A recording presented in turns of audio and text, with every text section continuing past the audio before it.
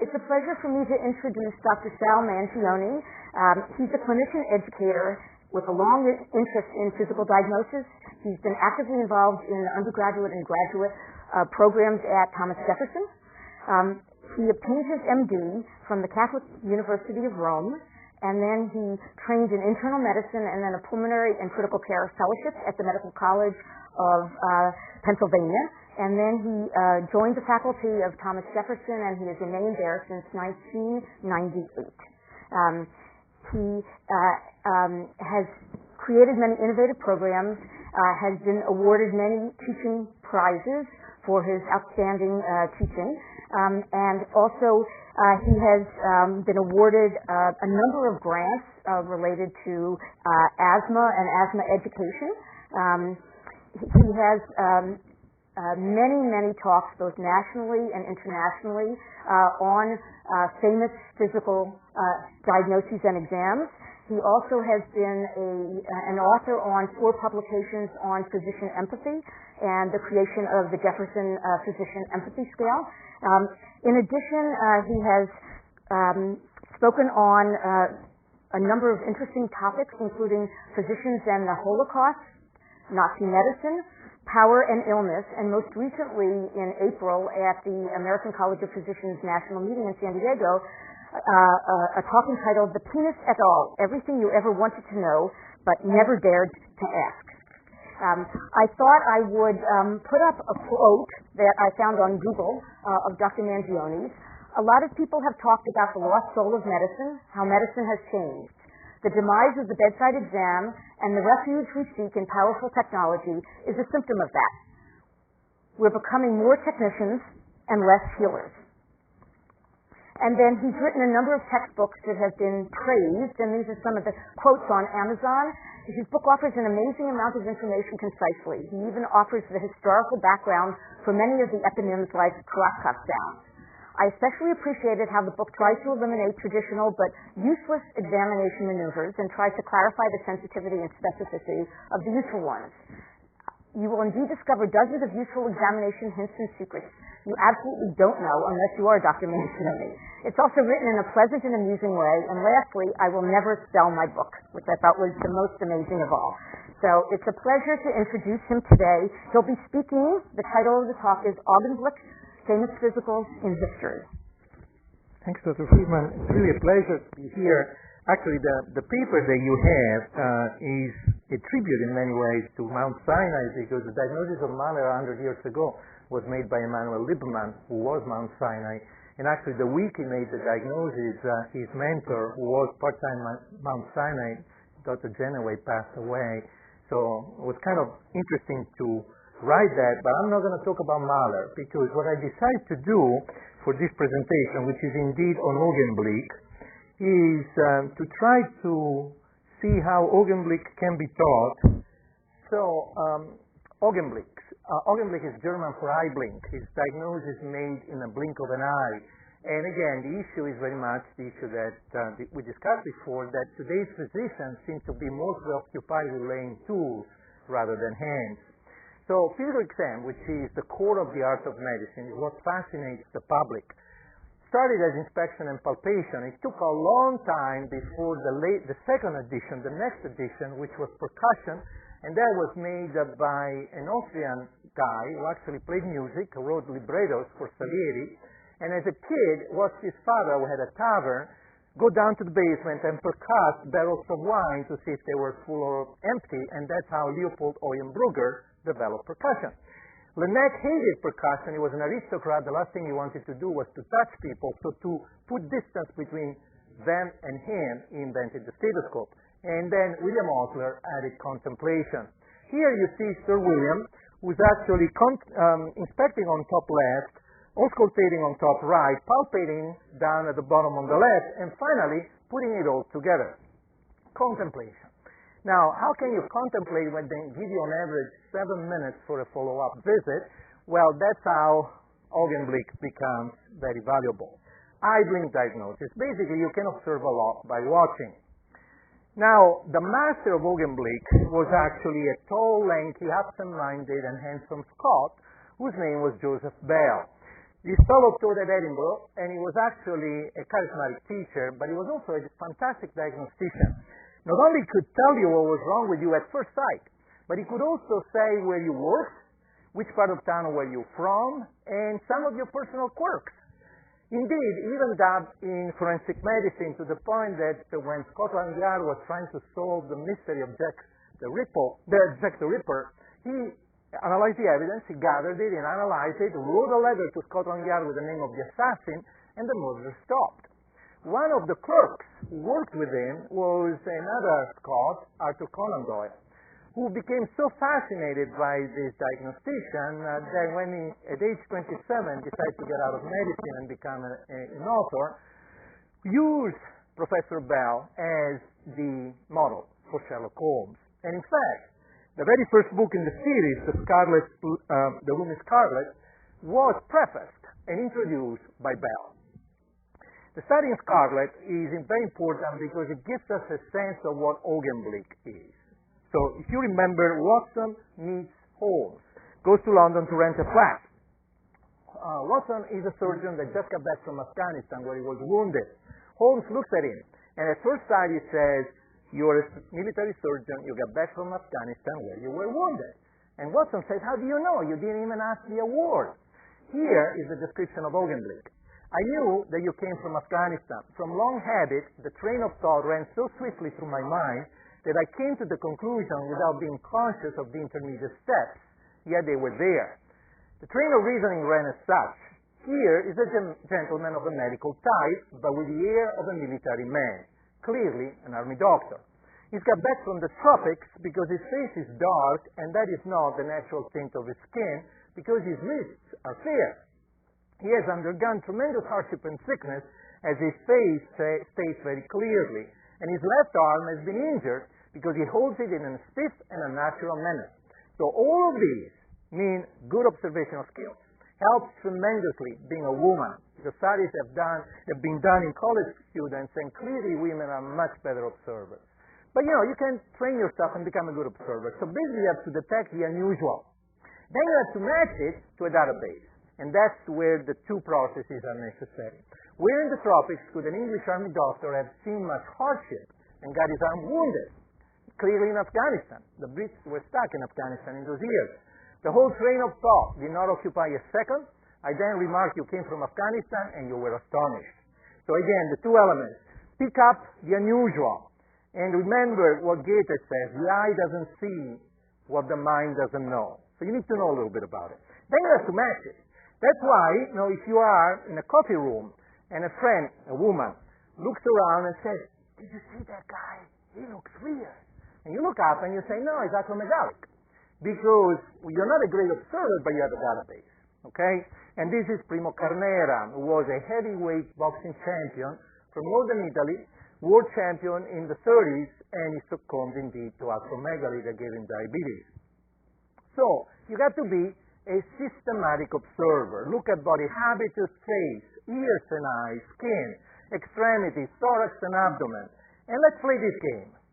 So take, for example, Mary Queen of Scots, who was famous for being 6'3" at the beginning of her reign and only 5'2" at the end because her cousin Elizabeth I decapitated her. She also had lengthy fingers, very much like conservative columnist Ann Coulter, who hasn't been decapitated yet, but we hope soon. Then there was Italian violin virtuoso Niccolò Paganini, who could play chords and nobody else could because he had these long spider-like fingers. And then lastly, Charles de Gaulle, who was tall and lanky and had a huge ego and probably the same condition. A condition that afflicted Vincent Schiavelli. He was an Italian-American character actor, and you may remember it as the angry New York City subway ghost in the homonymous movie. He had that condition, and in fact his wife had it too. They were both very tall. Schiavelli, who actually had to undergo open-heart surgery because of that condition, became the honorary president of a society dedicated to the condition. And of course, Osama bin Laden was rumored to have that too. All of them had what the very first patient I saw as an intern in northern Italy in the Alps had. They told me, "Go in, there is a woman who just delivered a baby, she's in postpartum cardiomyopathy, she has mitral regurgitation." I went in and I realized, number one, she did not have mitral regurgitation. She had aortic regurgitation. Number two, she was really tall and lanky, and she had these funny-looking fingers, which is indeed arachnodactyly, like all the other patients I showed you so far. I asked her to juxtapose the thumb because that's the Steinberg thumb sign. And remember, the entire phalanx has to protrude, the entire nail. And she was positive. Then I looked in her eyes, and she had that. And that's actually the only time in my entire life I saw a subluxated lens. So I got out and I said, I think she's got Marfan. Maybe she's dissecting. And in fact, she was painlessly dissecting. She was put on an helicopter because we had no cardiothoracic surgery, sent to the city of Verona, and she was saved, and I got offered a job. Take a look at this kid. Now, again, a layperson will say, gosh, she looks weird, very much like this boy. But you're an astute observer and you're a clinician, and you pick up a webbed neck, short stature, you pick up swollen joints, and you conclude that she's got Turner syndrome, which comes with an entire host of cardiac ailments. The little boy has white set eyes, an upturned nose, baggy cheeks, patulous lips, and a small chin. He also has a friendly personality with a husky voice, deep voice, and all of these were picked up in Auckland, New Zealand, by a fellow named Williams, who was actually triaging these kids for cardiac surgery. And he realized that when they had this Elfin face, they all had congenital supravalvular aortic stenosis, and that's Williams syndrome. Now, there is another reason why I love famous physicals, and it's another wonderful German term, it's Schadenfreude, which is basically the subtle pleasure we derive from the misfortune of others, which is not very Christian, but it's kind of, we're all in the same boat, and none of us is going to get out of this alive, whether we lay destitute in the gutter, or whether we lead great armies into battle. So this is the way I teach. I try really hard to find famous folks that had the condition, because I think it's easier for our students to remember it. There is something else too, and Montaigne captured it beautifully in an essay. I am, in my own nature, not melancholic, but I'm meditative, and there is nothing I have more continuously entertained myself with than imaginations of death, even in the most wanton time of my age. There is nothing else of which I'm so inquisitive and delight to inform myself of as the manner of men's death, their words, their looks, their bearings. In fact, it's manifest enough by my presenting examples of this kind that I have a particular fancy for the topic. If I were a writer of books, I would compile a register with a comment of the various deaths of men. And here is the crux. Since he who should teach men how to die would at the same time teach them how to live. I'm fascinated by how many of these folks handed a lemon by life, turned it in a beautiful, sweet lemonade. Some got him bitter, but not all of them. And basically, Polybius put it well, the soundest education and training for life is the study of history. And the surest, indeed the only method of learning how to bear the misfortunes of life is to recall the calamities of others. Now, what about art? Yes, you can teach this through art.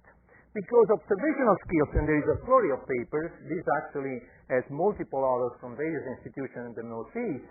Again, observational skills can be polished by taking kids to art museums, and that's why lots of medical schools have started doing that.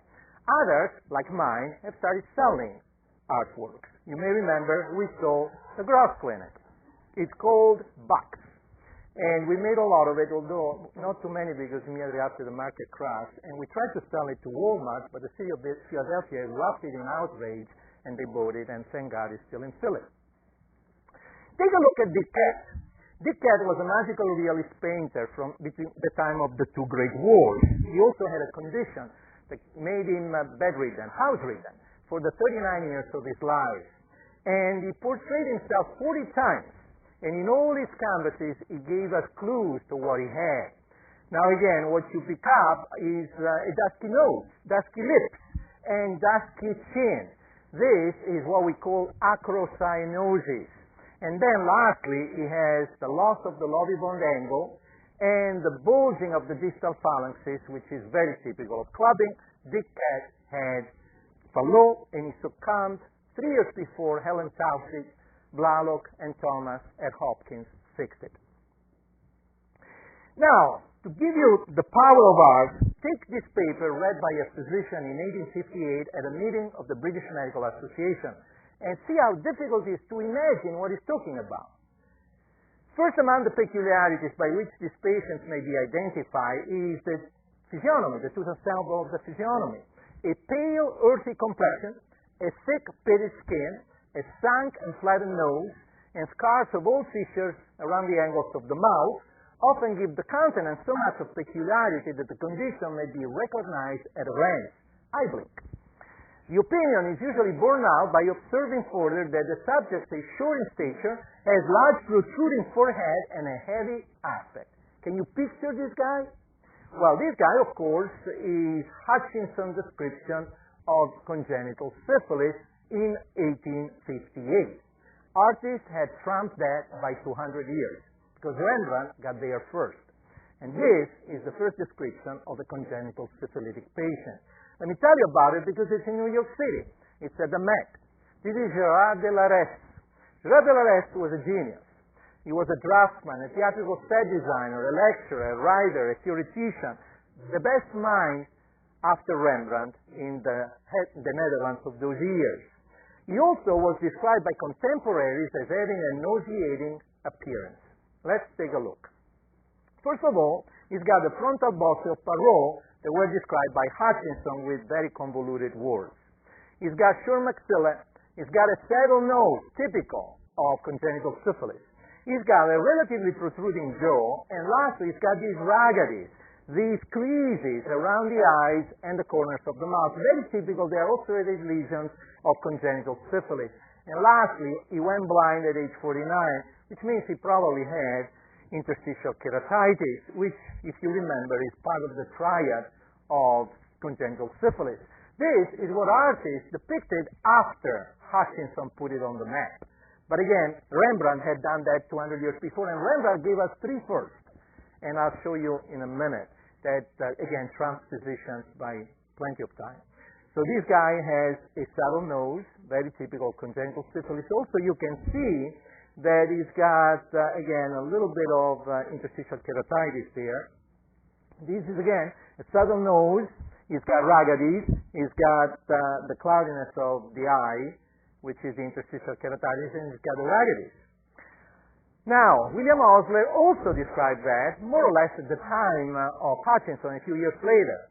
Growth is low, development is tardy, and there are facial and cranial characteristics that often render the disease recognizable and glance. Augenblick again. Now, Osler is much more eloquent than Hutchinson, so we get a better picture. A young man of 19 or 20 may neither look older or be more developed than a boy of 10 or 12, and Fournier described that as infantilism. So these are folks that look old and young at the same time. The forehead is prominent. These are the bosses of Parrot, the frontal eminences, and the skull may be asymmetrical. The bridge of the nose is depressed. The tip is retroussé, saddle nose. And the lips are prominent and they are striated, and he talks about the rhagages, and this is, of course, the principles. Now, the Hutchinson triad is interstitial keratitis, which is often bilateral, and the classic Hutchinson teeth, which are the central incisor with a notch resembling pegged bits of a screwdriver, the Hutchinson teeth. And then lastly, they go deaf. Part of the reason why it was rumored that maybe Beethoven had congenital syphilis. He had a funny-looking head. And that's basically what they look like. Now, what about him? How come he wasn't mentally retarded? Well, this guy was a genius, as I told you, and yes, Rembrandt was ahead of his time by 200 years. Now, when you're infected by treponema, the infection, of course, goes to the body, but the brain is spared half of the time. And in fact, neurosyphilis is no more common in congenital syphilis than in the acquired form, and that's why only half will develop classic mental CNS involvement, and de Larrest was one of the lucky. Now, what about this saddle nose, which is depicted at the bottom? Well, the saddle nose has a differential diagnosis, of course, which basically means congenital syphilis, as we said, but also Wegener's, and then relapsing polychondritis. The most common reason, of course, is trauma. Hence, meet Federico da Montefeltro. Federico da Montefeltro was the Duke of Urbino, and is probably the most famous nose of the Renaissance in this famous portrait a portrait by Piero della Francesca. This was not congenital syphilis because it hadn't arrived yet. Remember, 1465 is not in Europe yet, it's still in the Caribbean. The Spaniards will take it back in 1494 to Naples. And then everybody gets infected, everybody starts pointing fingers. The Italians call it the Spanish disease. The Spanish call it the Italian disease. By then the French come on down, and they are French, so they get all sick. They go back, and the Spaniards and Italians get together and say, let's call it the French disease. A name that lasts till 70-something, when eventually a little poem by the Italian Renaissance physician Girolamo Fracastoro is discovered, and syphilis becomes the name. So what was wrong with him? Trauma. He had actually been wounded badly during a jousting accident. His entire right side was devastated. He had lost his eye, so he's always portrayed from the left. But basically, this is a subtle nose, which brings us to the opposite, which is this nose, a potato nose, a rhinophyma. And of course, an artist got there first. This is Ghirlandaio's old man and his grandson at the Louvre.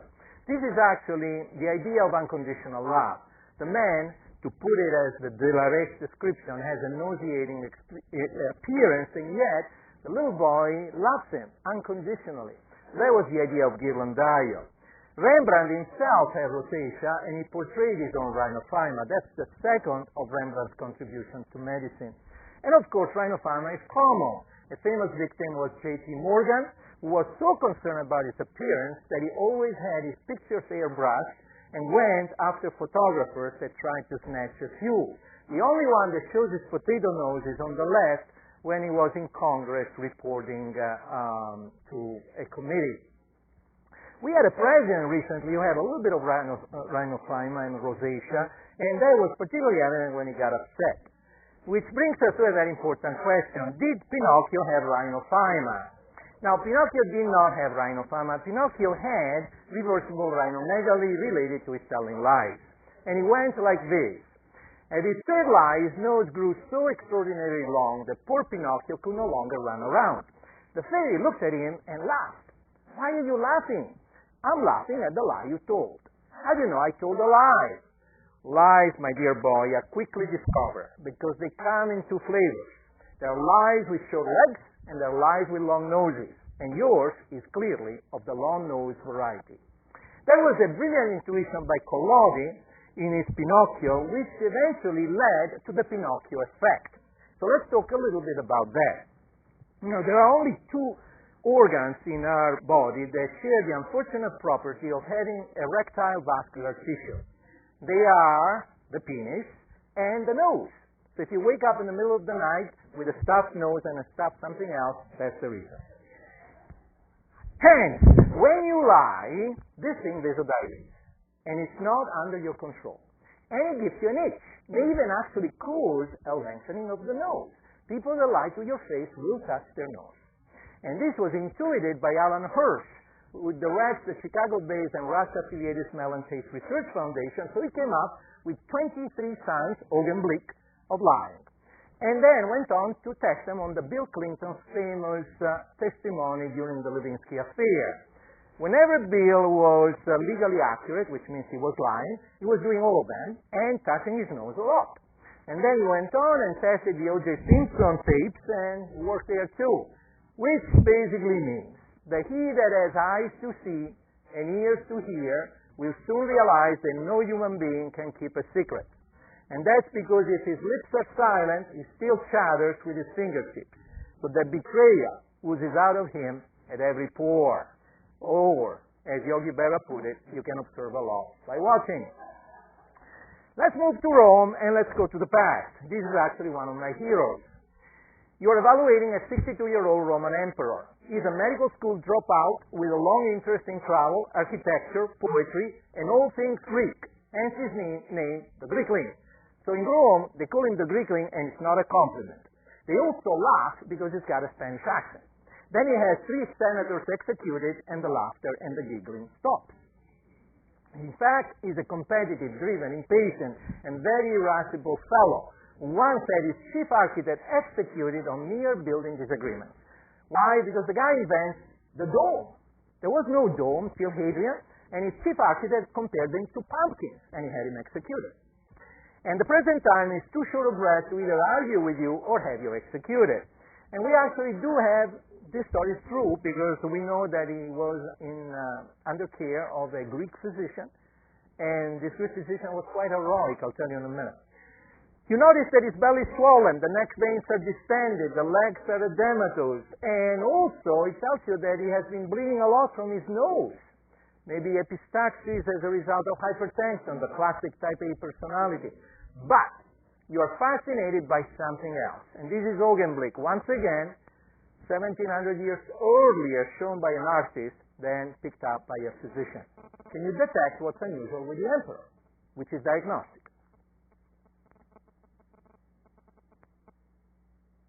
Let me help you out. The ears. What's wrong with the ears? All 130 busts of Hadrian have that finding. See the earlobe crease? He's got a Frank sign. Except that Dr. Frank took 1973 years after Jesus to pick this up, and these fellows that sculpted the bust of Emperor Hadrian picked it up in 132, 136 AD. Let's see.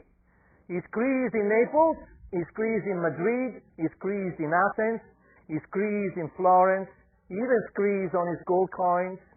He was creased all over the place. Let's talk about Frankenstein. We're not supposed to have an earlobe crease, which is this diagonal crease that goes in the earlobe. And if you have it, there is an association picked up suggested by Sanders T. Frank, who wrote a paper in letter to the editor of the New England Journal of Medicine saying, I got a few patients in my practice that have this funny looking ear, and they all have coronary artery disease. Has anyone picked it up and associated it before? The answer is yes, but he was an artist. Now, the preauricular crease recently was put in the literature by the Brazilians, so if you have this crease, even more likely to have coronary artery disease. Lots of studies have been done. Dr. Elliott has done large numbers of patients. In this particular study, out of 1,000, 74% who were creased had coronary artery disease, 16% of the creaseless had coronary artery disease. Indeed, a total of 60 studies support this as a valuable finding, except that my former chief was a Hopkins man, always told me, no, this is bullshit. And that's because he had bilateral earlobe crease. And he always told me that there was a paper from Hopkins that debunks the thing, and of course that paper doesn't exist. Now, this is an infarct of the earlobe. Why? The earlobe has terminal circulation, very much like your coronaries and your carotids and your brain circulation. Hence, if you infarct this, you're likely to infarct this, and you're likely to infarct that. But it's just a finding. It doesn't mean that you will infarct.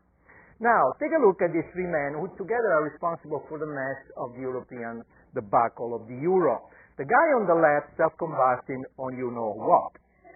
The guy on the right is Jean-Claude Trichet, the European Central Bank president, the one who just left, and he's responsible for the big mess. And this guy is the one who's supposed to pick up the mess. He's actually an Italian. Let's magnify Mario Draghi. See that? We're in trouble, folks. Now, this is an equal opportunity lender because Ratzinger has it too. And of course, Hadrian succumbed to it. Here is what Cassius Dio writes about the end of the emperor. Despite his recourse to certain charms and magics, which relieved his dropsy comes from the Greek udorpino, because they drink a lot of water because they thirst space. The emperor soon filled up with water, and his breathing got shorter, as he was in fact continuously getting worse, so that he could be said to have been dying day after day. He began to long for death. Often he asked for poison or for a sword, and even offered money and immunity, but no one would give it to him. He should have gone to Oregon. Finally, he abandoned his careful regimen, and by indulging in unsuitable food and drinks, he met his death, shouting aloud the popular saying that many doctors have killed a king. All right, so where did he go? Well, he was, as I told you, a Renaissance man before even the Renaissance. He wrote poetry, and we have a fragment of his poetry, and it's about his impending death. He wrote, Little soul of mine, roamer and charmer, guest and companion of my body, where will you soon have to go? Pale, cold, naked, probably to a place where you won't be able to crack jokes anymore. Actually went to a beautiful mausoleum across the Tiber. If you've ever been to Rome, original Rome, the Tiber bisects the city in an east and west side. The Romans were very superstitious, so they always built their cities on the eastern side of the river, and they built an acropolis on the western side. So on the western side of the Tiber, there are only two things in Roman times. This, the mausoleum of Hadrian, and the Vatican Hill, which eventually became St. Peter. So he goes to the mausoleum, and that becomes Castle Sant'Angelo. Now, Hadrian was a precursor of other politicians with an earlobe crease. Take a look at George. I've been watching his ears for quite a while. And yes, he developed an earlobe crease while in office. Let's magnify the presidential ear. What you see is he's got, first of all, hair in the canal, which is not particularly nice, and also he's got a preauricular crease. But the hair is really helpful because there are plenty of studies, 3 as a matter of fact, 2 from the US and 1 from India, that show that if you have hair in the canal, you're even more at risk of coronary artery disease because this is a hypertestosteronic state. So again, this may be the reason also why they have male baldness pattern and they have that peculiar mesomorphic squat look. But it's interesting that in Chinese acupuncture atlases, the ear is typically the projection site for the heart. So there may be something to it.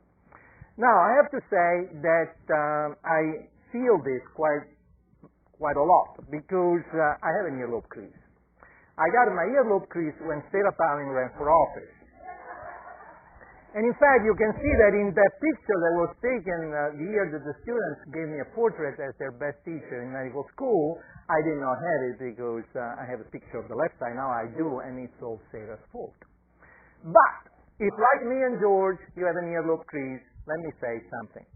If on an ear there is a crease, do not assume that life will cease. If hair is noted in the ear, do not assume that death is near. So if when walking down the street, an ear with hair and crease you meet, don't give the gent a dreadful fright. Don't hint infarction is in sight. All right, back to Hadrian. Hadrian changed history in many ways. First of all, he was a great traveler. And wherever he went, he said, let's stop expanding and build walls. The most famous is in northern England and still stands. It's a national, it's a World Heritage Site. He spans 80 miles from Newcastle to Carlisle, and 15 years ago I walked the entire span of it. He also dabbed in architecture, and he came up with the concept of the dome. He designed the Pantheon.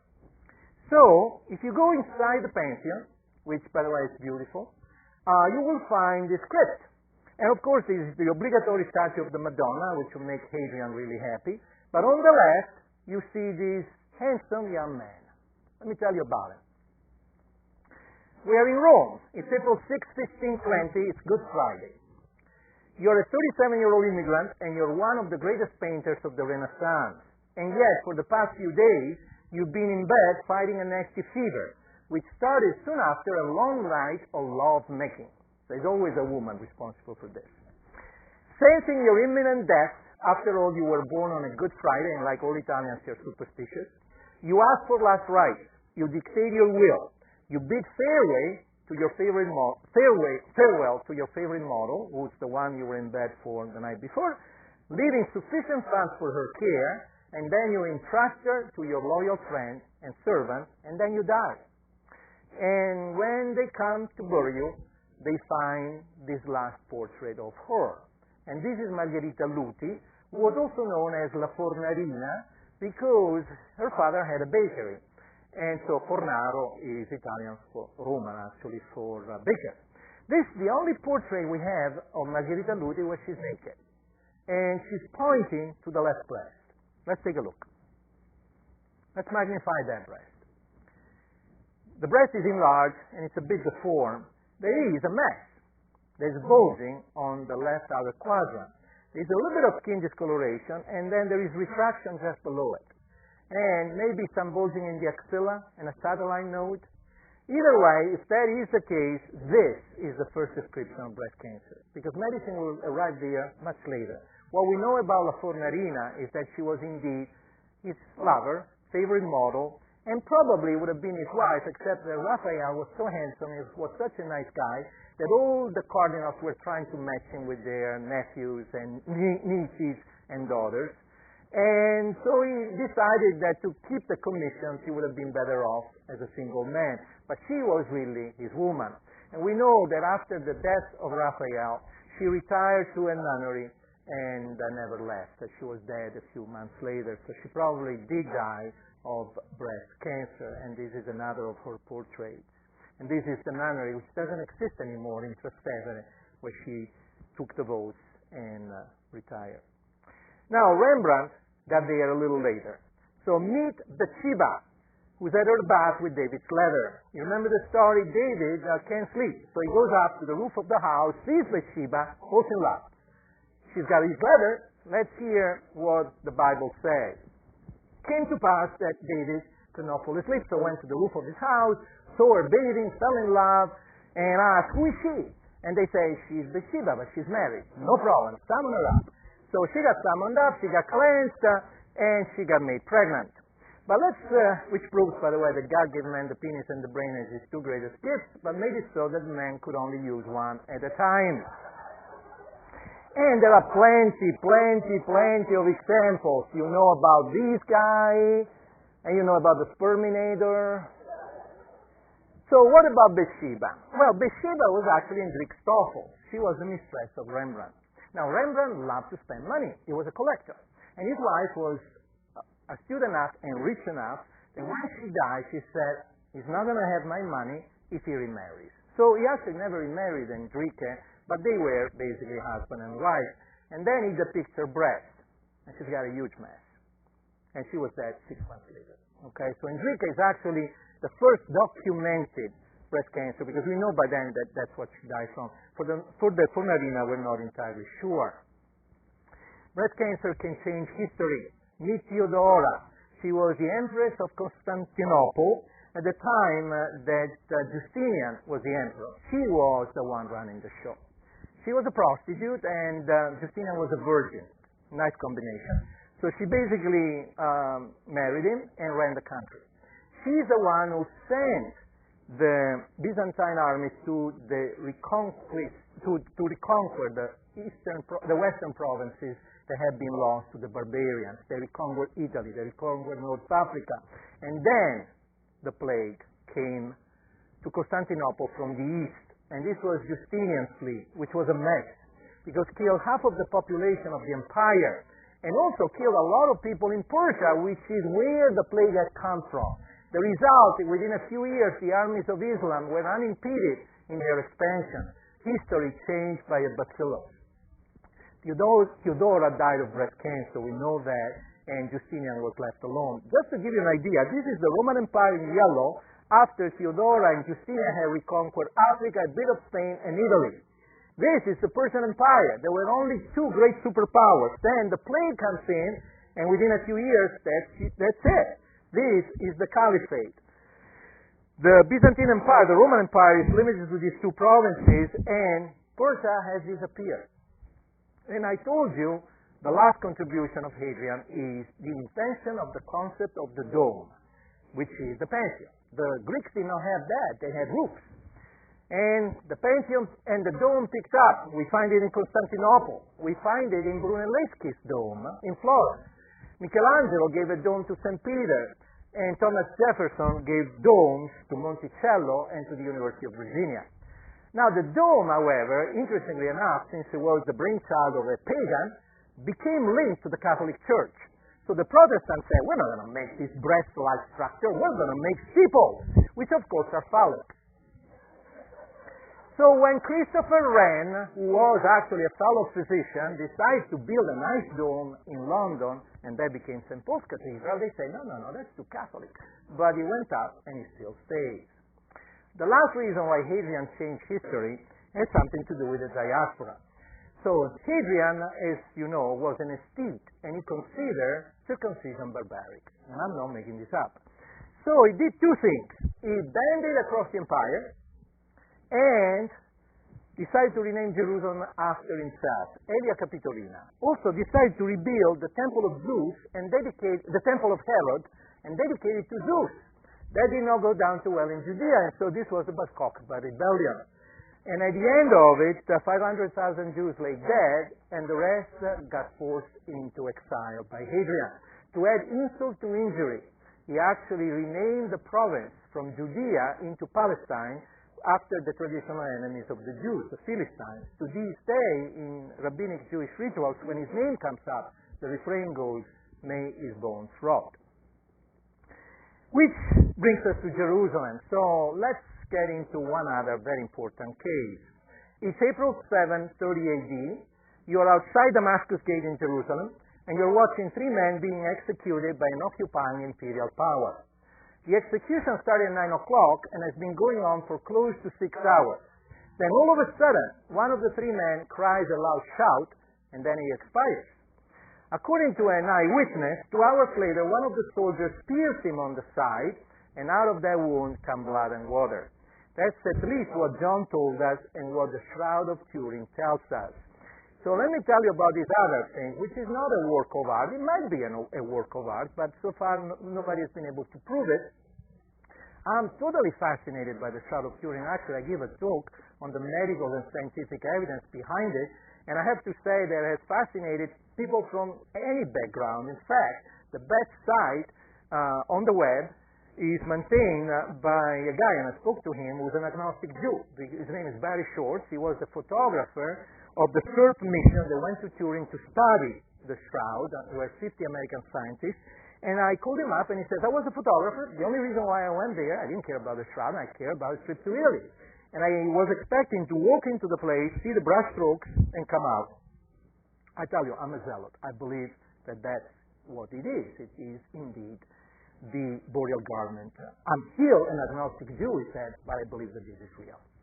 So let me tell you a little bit about it.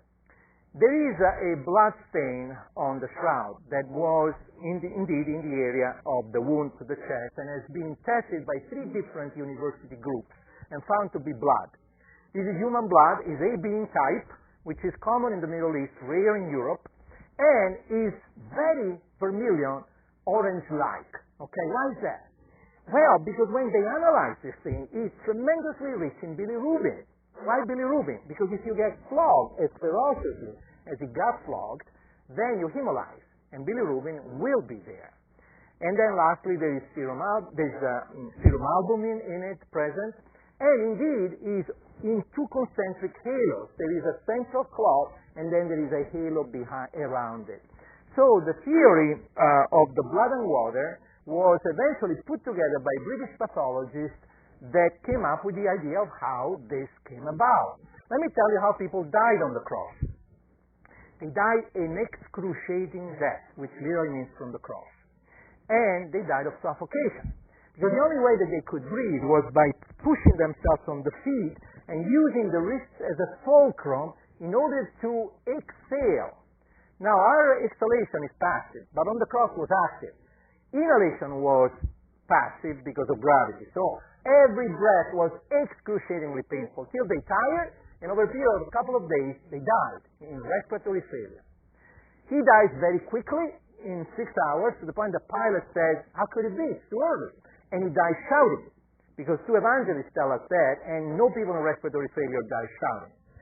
So the theory by this British pathologist is that this was rupture of the myocardium, which can happen in situations of massive catecholaminic discharge. And remember, this guy had a blood sweat, which again is hemohydrosis, is a medical phenomenon. It's been described in rape victims, blitz victims, and folks that are about to be executed, and it's massive catecholaminic discharge.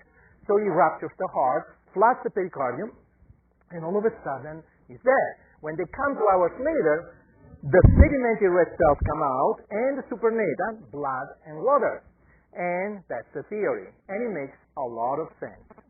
Now, as physicians, we need to pick up these guys before they die, because so far we have only one, and we have to believe it on faith. So that brings us to Pulsus Paradoxus. And the Pulsus Paradoxus is going to tell us that there is tamponade there. And remember the 3 ages of Pulsus. Pulsus Paradoxus means age of puberty, 12 plus minus 2, which is the normal value. Age of driving, a very momentous time because you don't want to give a teenager a car for two major reasons. Human synapses are not fully formed till the age of 25, and the last thing you want to do is to give a vehicle to a guy without human synapses fully formed, and the result is that they text. But, it's gonna be 16, the real pulses that you need to worry about. Till the other important age, the one that the Bush daughters always got wrong because they got drunk underage, 21. Between 16 and 21, that's the pulses you want to remember. We're coming towards the end, and let's do another very important medical history because this changed the life and caused the death of many, many people. It's summer 1919. You're in Munich. You are the chair of urology at the private clinic Josephinum. Your name is Ludwig Killer-Huttner. You will become the chair of urology there and the president of the German Urological Society. You are an avid mountaineer, which will serve you well. You almost make it to 100. And of course, you have the obligatory AOA scar. Remember, before AOA came about, in Germany, you had to challenge a colleague to a duel and get the obligatory scar. And he has it. But he's currently evaluating a 30-year-old Austrian-born, failed, and quite reclusive part-time watercolor painter. Of interest, he never painted human beings, always landscapes and architecture. And he's there for a problem that has been bothering him for years, and he'll do genitalia 101. So, something, nothing, nada de nada. He's missing a ball. And you're right, that he's actually missing the left testicle. So who is this failed, part-time watercolor painter, quite reclusive, who just got out of jail and is going to change history and only has one ball? Yes, he only had one ball, and as a result he decided to screw the world. And Napoleon got very close to that too. There are rumors he also had cryptorchidism, although the Brits did an autopsy and he had both testicles. So whether this is an undescended testis, cryptorchidism, or whether this is something that never was there, monorchidism, or whether this got lost, which is Hitler's case, he was very absent-minded, he misplaced his testicle.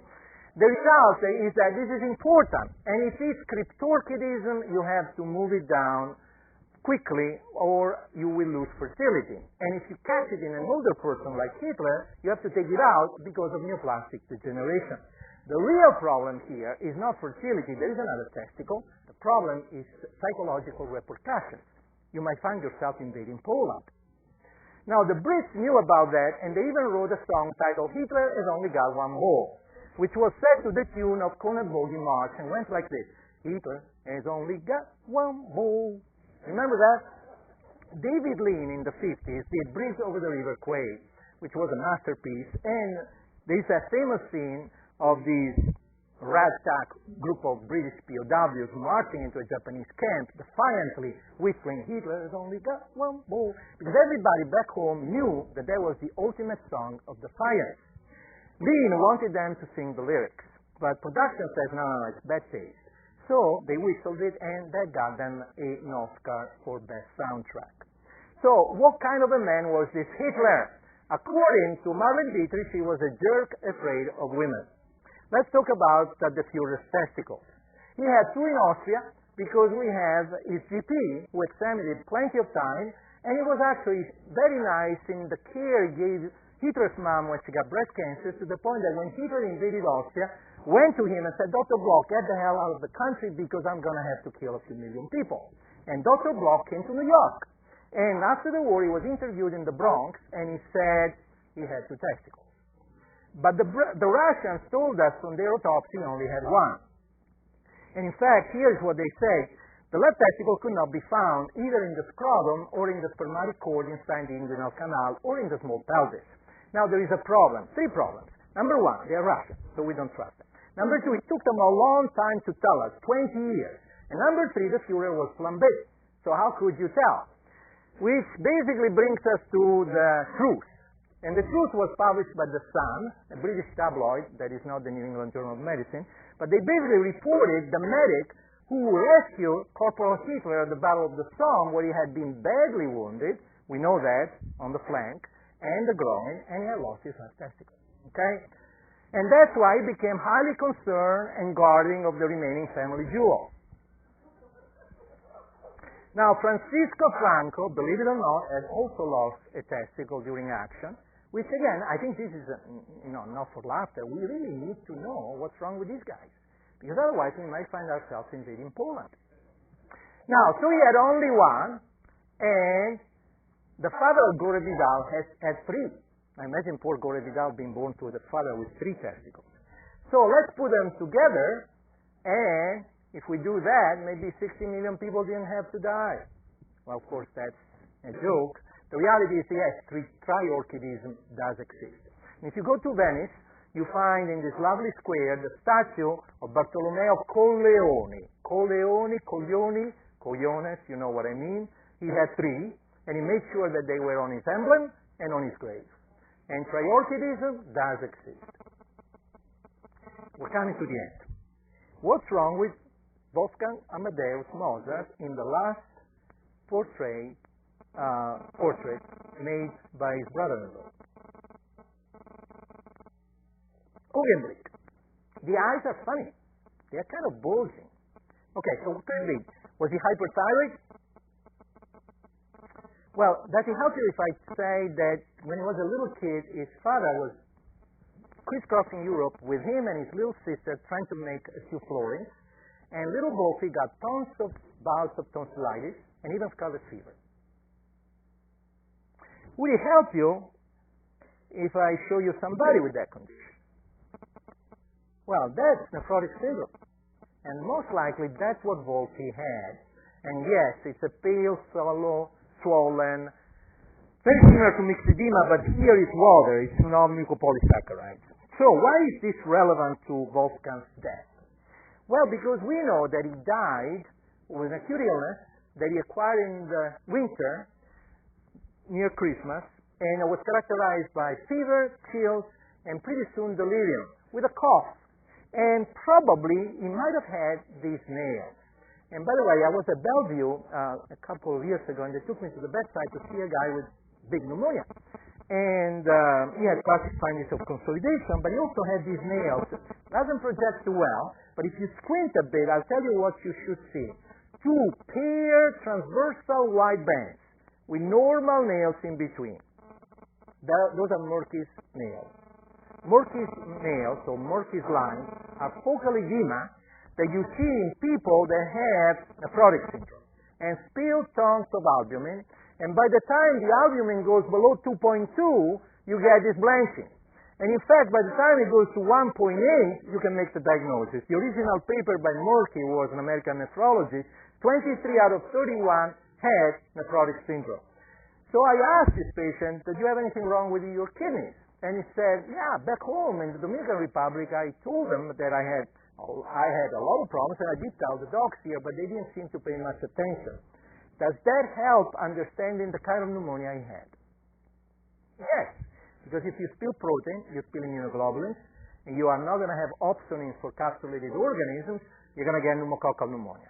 And in Mozart's case, you're going to get bad pneumococcal pneumonia. You're going to die. Which brings us to the last case. And this brings us back to New York City. You're a Russian-born American author. You're a professor of biochemistry. You're a rationalist, a humanist. In fact, you're the very president of the American Humanist Association. You will be followed by Kurt Vonnegut. You've written a lot, always wanted to write 500 books, but you didn't make it. In fact, you made a deal here in New York, in a cab, with your friend Arthur C. Clarke. And the deal was that you are the best science writer, and Clarke is second best. Clarke, on the other hand, is the best science fiction writer, and you're second best. Unfortunately for you, you never wrote about philosophy, and that and Montaigne will come very handy because you just got diagnosed with HIV nephropathy, and you're going to die. Yes, HIV nephropathy, which came at the heyday of the AIDS epidemic, is the attack by the virus of the renal parenchymal cells.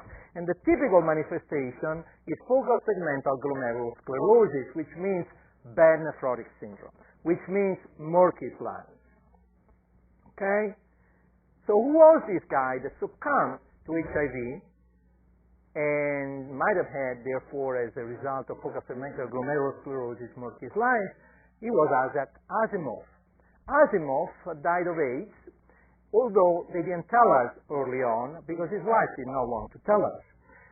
He died in 1992 at age 72, and he had contracted HIV during a bypass surgery done in 1983 when there was no testing.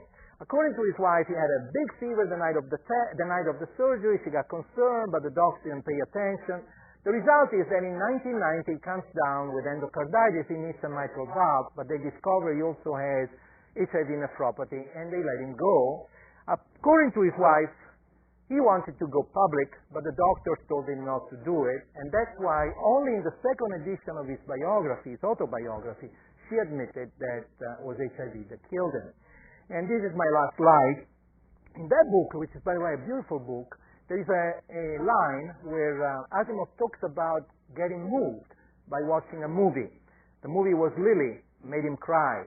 I know why it made me cry, because people go one by one, and you say goodbye and goodbye, till the time comes when it's your turn to go, and they say goodbye. The important thing is carpe diem. Seize the day, and then just let it go. Okay? So again, what is the message for a research conference out of this extravaganza over centuries and over masterworks and famous folks? Well, again, there are two messages in this. I think medicine is an art and it's a science, and I like the idea of throwing in stuff that can enrich our presentation. I have to tell you that I find probably a 20 to 30%, and unfortunately is increasing, group of students that resent this. They say, give me the facts. Okay? The rest just gets infused. The problem is that they often remember the anecdote that they don't remember the finding. So you have to be careful. But I think it's a wonderful technique to teach folks how to become good observers and how to probably retain a little bit more. And lastly, to me, which is really why I'm interested in this stuff, it's a wonderful teaching and inspiring teacher of how we can make the most out of our lives, even despite disabilities. Okay? So that's my presentation. Thank you so much for having me. Real pleasure.